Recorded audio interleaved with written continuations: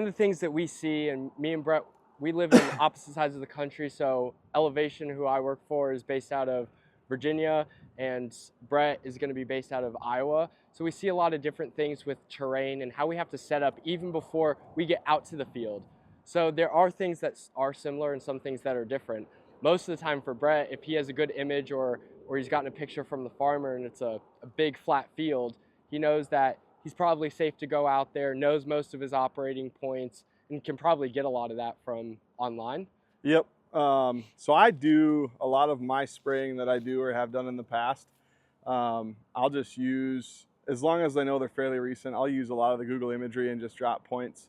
Now, if I know, I think we can probably see in the background here, we've got highline poles cutting across the field, or if I have highline poles on a roadside, I'm going to give that more space. Yeah. I want to give the drone, and I tell all of my customers, my guys that I talk to that do flying, that do custom application and fly, the biggest thing I see guys run into problems with is poor boundaries. The drone is going to do its best on its own within the boundary that you create. Now, if you make a boundary on the wrong side of those lines and you're trying to make it fly around and through, you're probably going to end up with troubles. And guys ask me all the time, how do you make your boundaries? What do you do? Like I said, as long as I know the Google imagery or the imagery on the remote is relatively close or relatively recent, I trust dropping those points around the fence lines, especially fence lines, because generally there's nothing more than 4 or 5 feet tall. You're going to be over top of it. I'll be really, really careful with groves that could potentially have overhanging trees. I'm really, really careful with power lines. Power line hits are a bad, bad deal. I know there's, the M3M or any scouting drone you can take out and get a more real-time image of what you're flying and what you're doing. You just brought up another way of doing it that I hadn't even thought of.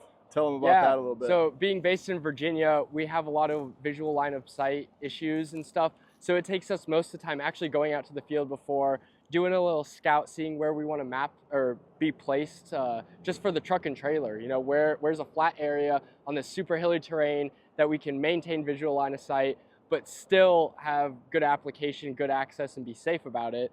And so one of the things that we've started doing is with the M3M, it just turns out to end up costing the farmer more money to go out and do the same thing, plus the DJI Terra costs and things like that. So what we've been able to do is say we have the drone here, we're gonna fly this field, I'm gonna turn it on, and when I do my test flight for the day, I'm gonna take off, hover, and then land. But right after that, with no liquid payload, with nothing in the drone, we're gonna take off and we're gonna fly a boundary of the field. By doing that, we can go down and say there are power lines down there. We can use the help of our visual observer. We can use our cameras, our sensors to make sure that we're not getting too close to that power line, to make sure we're getting a good application, but it's within a safe distance, and we know it's safe because we flew it the day of, and we're gonna come back, land, and we're gonna have that little white line of where the drone flew. And as long as you don't turn off the drone immediately and take out the battery and replace it, that white line will stay there. Also, exiting out to the home screen of the drone controller, exiting out of the DJI app will take that white line away. So make sure once you land, then you go in there and start placing your points right over that white line, and boom, you can then go out there and say, hey, I have a safe, confident map that I'm gonna go fly because I just flew the furthest, most riskiest boundaries of this before we flew. Yep. To make sure it's safe. So that's a really, really efficient, cost-effective way to do essentially what you would do with a scouting drone, but you can do it with the equipment that you already have. And say you've got a 80-acre field, how long does doing that take you? I mean, 80-acre field, most of the time where we live, is going to take us a full day. But to do just the mapping boundary, to fly that boundary. To do the mapping boundary, and like we said, with visual line of sight, we'll do it for those areas. So it's not like I'm sending someone out there doing all 80 acres. We're going out there saying, hey, we're gonna spray this 10 acres right now, fly that boundary, and it just takes as long as that flight. And without a payload, these drones can fly up to 25 minutes, and we've never had to use a second battery to go back and finish a map. So it's become very efficient, very cost effective for not only the farmer, but like you said, for us and our employees to get out there, get to the job, and make sure that it's safe, and still give that high-end, good custom application. Yep. Another thing we were going to touch on or go over, so night before or morning of before you leave, what are some of the things that you make sure you have in your trailer that you're making sure you have for the day, whether it be drone related or for your guys or for yourself? Yeah, so definitely the night before is a big time for us, and even 48 hours before is when we really start what we're gonna do with a project. So going in there, first checking out ForeFlight. ForeFlight's gonna show us all the potential airspace restrictions, most up-to-date NOTAMs, everything like that is on ForeFlight. So we go over there, we'll look at the field on ForeFlight and make sure that there's no airspace around. If there is, we'll go in then, put in our LANC approval. By going through Air Portal or one of those apps that the FAA recommends, we're able to go in, set that LANC, that's done. Then 24 to 48 hours, we have to go about setting our NOTAM. So that's really just calling the NOTAM services line, and they're only gonna ask you for a few key things. One, where are you actually working? What are the coordinates of the area that you're working? And within that defined space, what's the radius that the drone's gonna be flying? The drone and the radius is gonna be a big thing.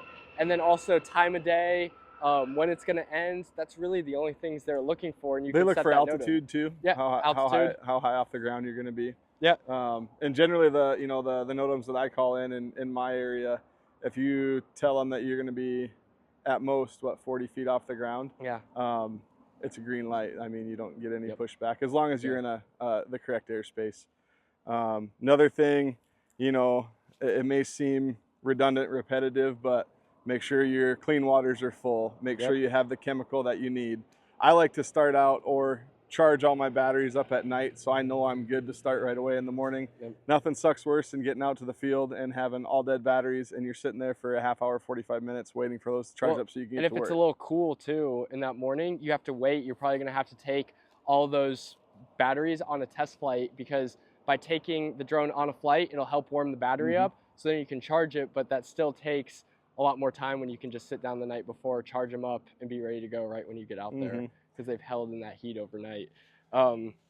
So there's a few things like that. Also, making sure your water tanks are clean. One of the things when, say you go spray and you're down for 2 days because of weather or something like that, you can easily start getting green algae, stuff like that growing in because of the pH of the water. So making sure your tanks are clean so that you have a good, proper herbicide application. Sometimes if we're doing specialty projects, we'll go and actually pH test the water, because certain herbicides, certain mixes do better at different pHs. So going in there and testing the water, but making sure that at bare minimum, we have our LANC up and we have our NOTAMs up and we've deconflicted from any military areas, any potential obstacles, and also going to the farmer or whoever the landowner is the day before, a couple days before, and getting them to sign a release waiver, which is also on UPass Foundation's website, of, hey, we're allowed to come, I'm allowed to have my pilots here and they can be flying on this field. Because one of the things that we see is a lot of farmers lease land. And just because they've leased land does not give them the final say. It always comes down to who owns that property. Even if there's something written up in a contract, you have to have something signed with that property owner. Yep. And so where I'm at, a lot of the times, 80% plus, I actually have to set up on a roadside, and we'll move along the road to stay close to the drone, to stay within visual line of sight. So think ahead on that too. It sucks setting up on a blacktop road, but make sure, flashers on, you're visible. If it's necessary, traffic cones. I've got a lot of customers that'll throw out a few traffic cones front and behind their truck setup. Potentially high-vis apparel, high-vis equipment. Safety, safety's key. Safety's first. You're dealing with a lot of dollars worth of equipment. Planning approaches too, like you said, you're coming in next to that roadside. You can't be shooting your approach to land on your trailer over that road where there's cars coming down. So you need to make sure that when you're coming in over the field, but you're shooting everything carefully and correctly. So having those safe zones, also going out and scouting just a secondary landing spot. If I come in and something happens to the drone during a critical phase of flight, what do I do? Where's my secondary point that I can go land and still get down safe, but not have to land it in the middle of a roadway or something where cars are coming down?